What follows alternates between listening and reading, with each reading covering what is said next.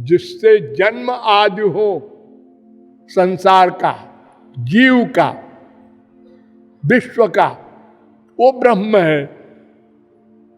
तो संसार का जन्म हो, जन्मात शब्द है, तो उसको क्या अर्थ करोगे?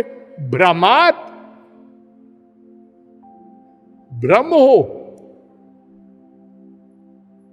तो आचार्य प्रभुपाद चरण बड़े हुए हैं, अद्वैती वेदांती।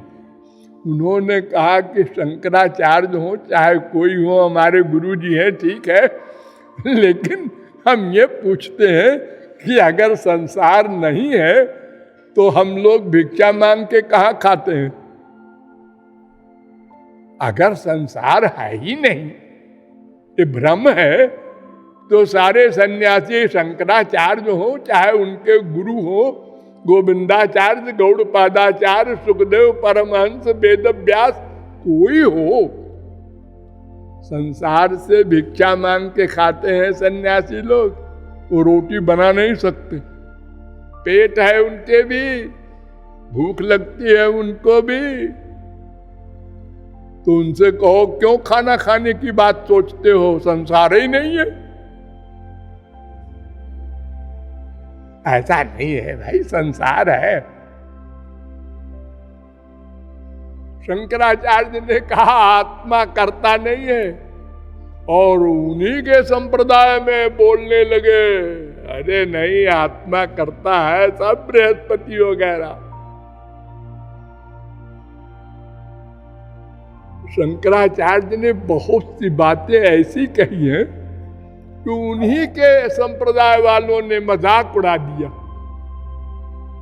शंकराचार्य ने कहा कि गीता का लक्ष्य है कर्म संन्यास। सब संसार के कर्म धर्म सब छोड़ दो और दंड कमंडल लेके बाबा जी हो जाओ। तो मधुसूदन ने कहा कि नहीं भाई, अगर संन्यास लक्ष्य होता तो अर्जुन तो पहले ही सन्यासी बन रहा था। हम युद्ध नहीं करेंगे, इन सबको मार के राजा नहीं बनना चाहते।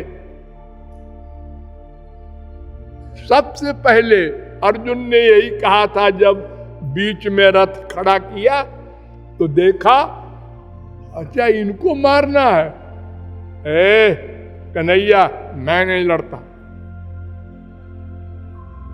ठाकुर जी ने कहा अरे तूने मुझको मांगा था द्वारिका में बिना हथियार के, अब यहां आ गए तो कहता है युद्ध नहीं करूंगा।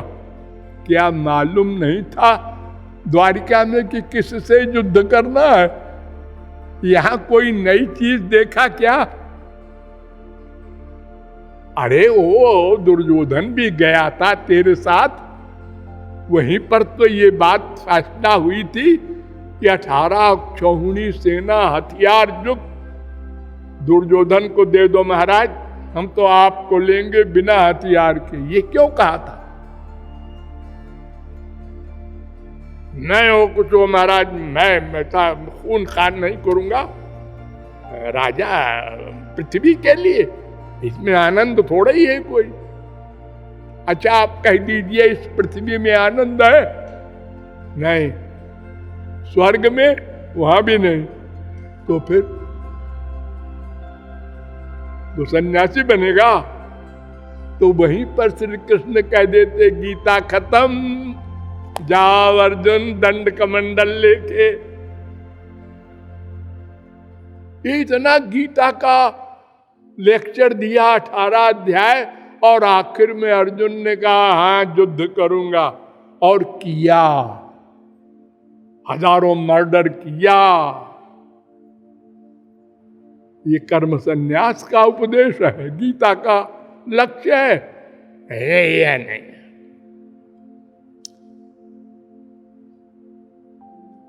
तो ब्रह्म